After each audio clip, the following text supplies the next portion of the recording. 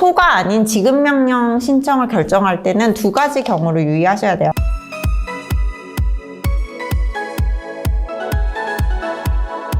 헬로, 부동산 전문 이승은 변호사입니다. 앞의 영상에서 임대차 보증금 반환 청구권에 관한 소송에서도 내용 증명만을 보내는 경우도 있다라고 말씀을 드렸는데, 그 이유는 임차 보증금 반환 청구권에 의해서 소송을 제기하려면 복잡하잖아요. 그 전에 앞서서 좀 간단하게 사건을 해결하기 위한 방법으로 내용 증명에 대한 이야기를 한 거고, 지금은 그거에 대해서 두 번째 방법으로 지급명령이라는 걸 얘기를 해보려고 해요. 내용 증명과 지급명령의 차이는, 내용 증명은 법적 효력이 없어서 내용이 발송됐다는 사실 자체가 증명이 되는 제도일 뿐인데, 지급명령이라는 건 내용 증명과 달리 확정 판결문과 같은 효과가 있을 수가 있어요. 그렇기 때문에 지급명령으로는 훨씬 더 시간이 단축이 되는 상태에서 원하는 강제 집행을 할 수 있는 집행 권한을 받을 수가 있게 돼요. 지급명령이라는 게 어떤 거냐면은 금전 그 밖의 대체물 혹은 유가증권의 일정한 수량의 지급을 목적으로 하는 채권자가 그 청구에 대해서 이유가 있다고 인정이 되면 변론을 거치지 않고 바로 이게 확정이 되면서 채무자에게 일정한 급부를 명하는 재판을 말하는데, 이게 민사소송법상 제도예요. 지급명령 신청 절차는 총 7단계로 나눌 수가 있는데, 일단 처음에 채권자가 지급명령 신청서를 제출해요. 대리인으로 변호사를 선임해서 제출을 할 수도 있고요. 그런 다음에 재판을 하는데, 이런 재판의 경우에는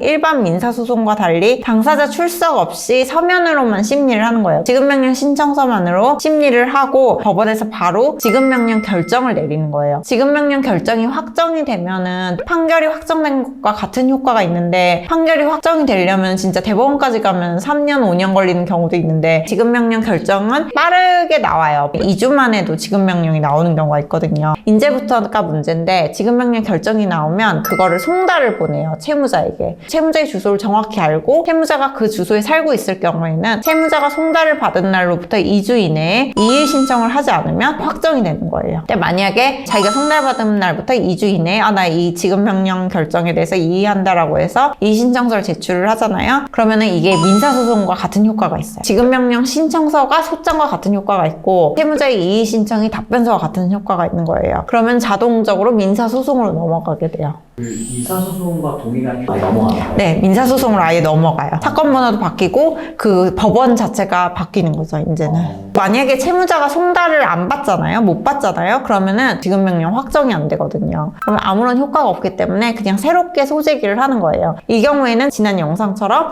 채무자의 주소를 알 수 없는 경우에 소재기 통해서 알 수 있는 방법, 이 방법을 통해서 채무자 주소를 알아내서 소장이 송달이 될 수가 있는 거고, 만약에 주소가 보정을 할 수가 있는 상황이라면 주소 보정을 다시 하는데, 아무래도 주소 보정을 할 수 있어서 제대로 송달이 될 것 같았으면 처음부터 제대로 된 주소로 갔겠죠. 그렇기 때문에 이게 송달이 안 될 가능성이 굉장히 높고, 그렇게 되면은 지급명령이 각하가 되는 거예요. 그럼 내용 증명과 같이 받았는지 안 받았는지 트래킹 할 수 있는 거예요? 그럼요. 왜냐면 지급명령은 법원이 관할하는 제도예요. 민사소송법상 제도니까 재판의 전자소송을 통해서 이게 확인이 되기 때문에 대법원 나이사건 검색에 다 떠요. 송달이 됐는지 안 됐는지에 대해서요. 처음에 부분에 보증금 반환 채권이랑 소를 제기한 대신 지급명령을 이용할 수 있다라는 취지를 간단히 얘기를 했는데, 그게 어떤 얘기냐면, 보증금 반환 청구권의 경우에 소장을 제출을 하려면은 그 소장에 내가 임대차 계약을 해지하였고 그 계약이 해지된 기에서 이 물건을 인도를 하였기 때문에 그 임대인에게 바로 보증금 반환을 청구할 수 있다, 이렇게 요건사실이거든요. 근데 지급명령만으로 했을 때는 그 임대인에게 인도를 했는지 여부 자체가 증거를 제출할 필요가 없게 되는 거예요. 우리가 인도를 했거나 뭐 그런 증거를 일일이 제출해야 되는 번거로움을 최대한 간이하게 하고, 지급명령만으로도 충분히 이 판결 집행문을 받을 수가 있는데, 이런 경우가 어떤 경우가 유효하냐면은, 집합건물의 건물주가 전세 보증금을 계속 못 주고 있는 거예요. 임차 여러 세대. 그러면 한 임차인이 보증금 반환 청구권 소송을 제기를 해서 건물주로부터 이겼어요. 승소 판결을 받았다. 그럼 다른 임차인들은 굳이 그 건물주를 상대로 소송을 제기할 필요 없이 그냥 바로 지급명령을 하시면 돼요. 어차피 건물주는 이의를 하지 않을 가능성이 굉장히 높거든요. 1심만으로도 6개월이 넘는 길고 긴 소송, 그걸 2주 혹은 되게 간단하게 짧게 일을 할 수가 있는 게 이 지급명령 제도의 장점인 거죠. 지급명령 신청을 결정을 할 때 유의할 점은 어떤 게 있을까요? 소가 아닌 지급명령 신청을 결정할 때는 두 가지 경우를 유의하셔야 돼요. 한 가지는 그 채무자의 주소를 확실히 알고 있어야 되고, 두 번째로는 채무자의 주민번호를 확실히 알고 있어야 돼요. 채무자의 주소를 확실히 알고 있어야 있어야 되는 이유는 아까 절차를 설명을 할 때 채무자의 주소를 모를 경우에는 송달이 안 되기 때문에 결국은 지급명령이 각하가 되기 때문에 괜히 시간 낭비가 될 수가 있고요. 채무자의 주민등록번호를 확실히 알지 못할 경우에는 아무리 채무자의 주소를 알아서 그 지급명령이 송달이 돼서 확정이 되더라도 이름 똑같은 동명이인도 많고 채무자가 어떤 사람인지 특정하는 건 오직 주민등록번호인데 주민등록번호를 모르기 때문에 특정을 못하기 때문에 그 채무자를 상대로 하는 건지가 모르고 그렇기 때문에 강제집행 역시 그 채무자한테 할 수가 없는 거예요. 채무자의 주소와 주민등록번호 이 두 가지를 반드시 아는 경우에만 지급명령을 신청하도록 하고 있습니다. 이 두 가지 모르시면 그냥 소송하셔야죠. 오늘은 지급명령으로 간단하게 임차보증금 반환 청구권에 대한 집행 권한을 받을 수 있는 방법에 대해서 알아보는 시간을 가졌습니다. 제 영상이 도움이 되셨다면 구독, 좋아요, 알림 설정, 댓글까지 부탁드릴게요. 감사합니다.